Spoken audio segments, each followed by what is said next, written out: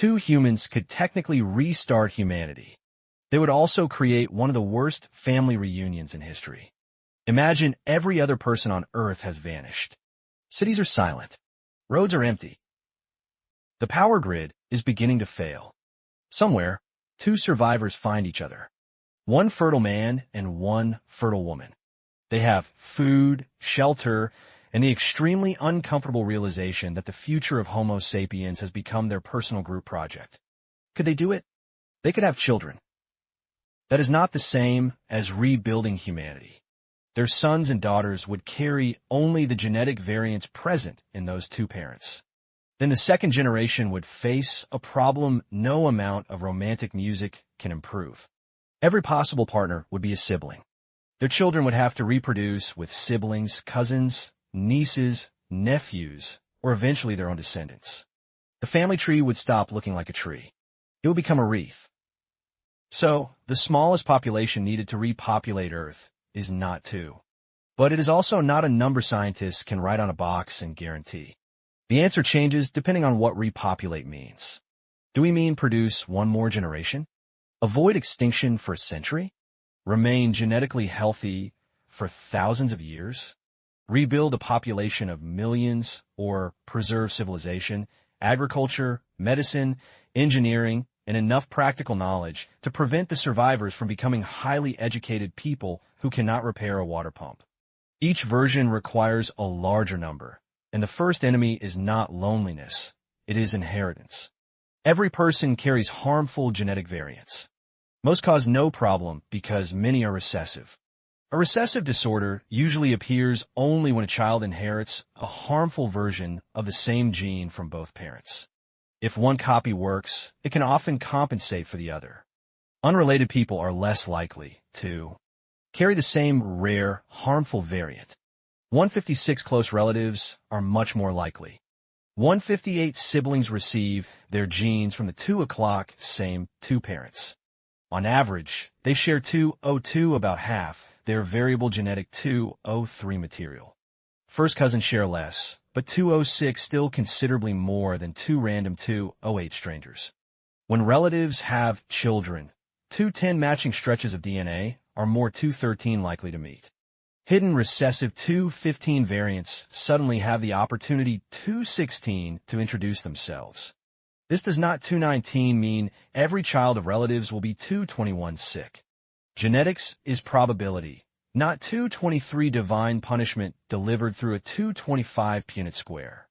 Many children of related 227 parents are healthy, but across 229 generations, the risks accumulate. 231 inbreeding can increase recessive 233 disorders, miscarriages, infant 235 mortality, reduced fertility, and other 238 traits that lower survival, or 240 reproduction. Biologists call the broad 242 decline in biological fitness inbreeding 244 depression. It becomes especially 246 dangerous in a tiny population because 248 there is nowhere else for new genetic 250 material to come from. If 256, one carries a recessive disease allele and 258 the other does not, that variant can 3 o'clock still spread through descendants. If 302 both carry the same one, some of their 304 first children may already be affected. What about 10? 10 unrelated 325 survivors would provide more diversity, 327, and more possible pairings.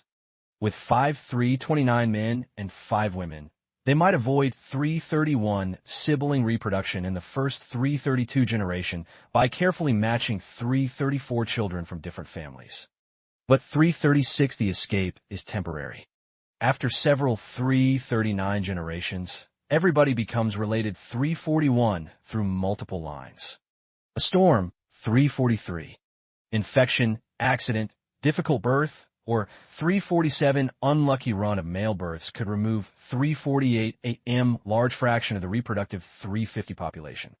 One unusually successful man, 353, might father many children, causing his 355 genes to dominate the future, even 357, though 9 other people were 358 technically present. This introduces 140, one of the most important numbers in 402 population genetics. The number of 404 living humans is not necessarily the 406 number that matters genetically.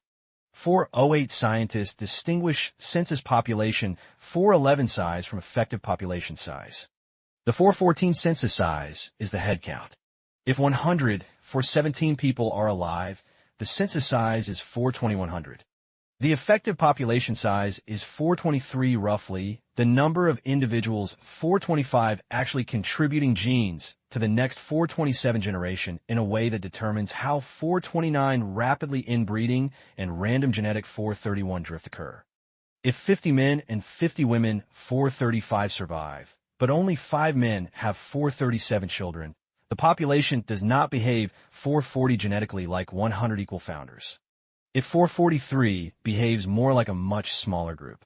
445 this matters because humans are not 447 breeding marbles selected from a bag. Some people are too young, some are too 452 old, some are infertile, some die before 455 having children, some choose not to 457 reproduce. Some have 1 child, others 5 o'clock have 8. Some are apparently 502 determined to place their surname on 504 every mailbox. The effective population 506 size can therefore be substantially 508 lower than the number of survivors. And 510 in a post-apocalyptic population, the 513 difference could be brutal.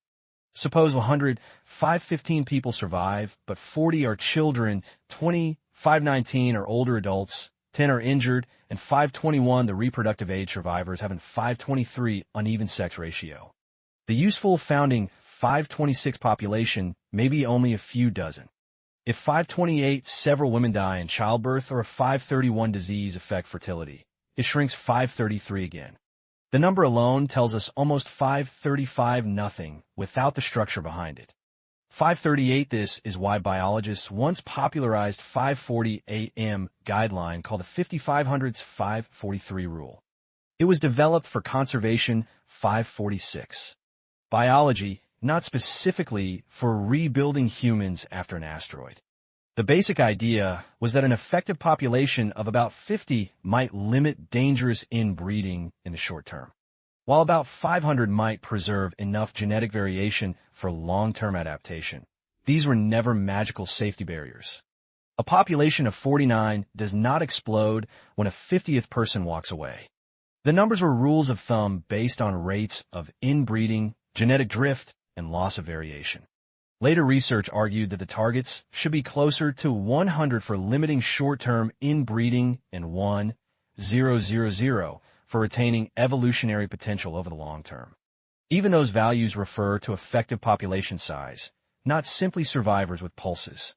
To achieve an effective population of 1,000, the actual community might need to contain more than 1,000 people, depending on age structure, sex ratio, reproductive inequality, and changes in population size over time. Now, the answer has risen from 2 to dozens, then hundreds, and possibly thousands. But before choosing a final number, consider what has happened in real human founder populations. Small groups have established isolated communities and survived for many generations. This proves humans do not require a city-sized founding population just to continue reproducing. It also reveals the price of starting small. On Pingalap Atoll in Micronesia, a devastating typhoon in the 18th century reportedly reduced the population to around 20 survivors. The community later recovered numerically, but one survivor is believed to have carried a rare recessive variant associated with achromatopsia, a condition involving little or no color vision, severe light sensitivity, and reduced visual sharpness. In a large mixed population, that variant would likely have remained rare. Inside a tiny founder population, it multiplied. Eventually, achromatopsia became extraordinarily common on the island. Atoll, affecting roughly 1 person in 75310 in some estimates, compared with only 755 AM, tiny fraction of most populations. The 758 population survived. The bottleneck left 801 AM, genetic signature, visible centuries 803 later. That distinction matters. A small 807 population can grow without recovering 809 the diversity it lost. If 20 people 811 become 20,000, every descendant still 814 receives DNA descended from those 817 original 20. Population growth copies 820 the surviving library. It does not 822 restore the books that burned. Mutation 825 slowly creates new variants, but not on an 828 schedule useful to the first few 829 centuries. Mutation is random. Most new 832 mutations are neutral, some harmful, and 835 only a small fraction helpful in an 838 particular environment. Humanity cannot 840 wait for evolution to kindly regenerate 842 thousands of missing immune, metabolic, 845, and reproductive variants in 846 alphabetical order. Genetic drift, also 850, removes diversity by chance. In a small 853 population, an allele can disappear simply 855 because its carriers have no children, 857, even if the allele was useful. Another 9 o'clock variant may become common because 1902 carrier happens to have a large family. Natural selection is not choosing every 907 outcome. Sometimes evolution is just 909 statistics tripping over furniture. There is also demographic randomness. Imagine patruzich fertile couples. On average, 916 births may divide almost equally between 919 boys and girls, but small samples 921 wobble. A generation might produce far 924 more boys than girls. Several women may 926 experience infertility. A few may die 929 from pregnancy complications. Some 931 children may not survive. One accident 933 could remove the only midwife and 3 935 reproductive age adults. By the way, if you want to go even 940 deeper into the secret lives of ancient 942 humans, I just launched a full course 944 called The Secret Lives of Ancient 946 Humans. And much more. Plus, an exclusive PDF 10 o'clock guide included. Link in the description. 1003 see you inside. Large populations absorb 1006 bad luck. Small populations become it. Conservation biologists call another 1011 danger, the extinction vortex. A 1014 population becomes small. Inbreeding and 1016 loss of diversity reduce health, or 1018 adaptability. Lower health reduces 1021 population growth. The population 1023 becomes even smaller, making inbreeding 1025 and random losses stronger.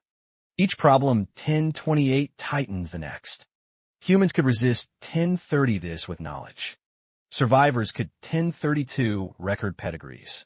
Calculate relatedness, 1035 distribute reproduction more evenly. Screen for harmful variants, preserve 1040 sperm and eggs. And use assisted 1043 reproduction. With advanced technology, 1045 AM surprisingly small living population 1047 could access the genetic diversity of 1049 thousands of donors. This completely 1052 changes the puzzle.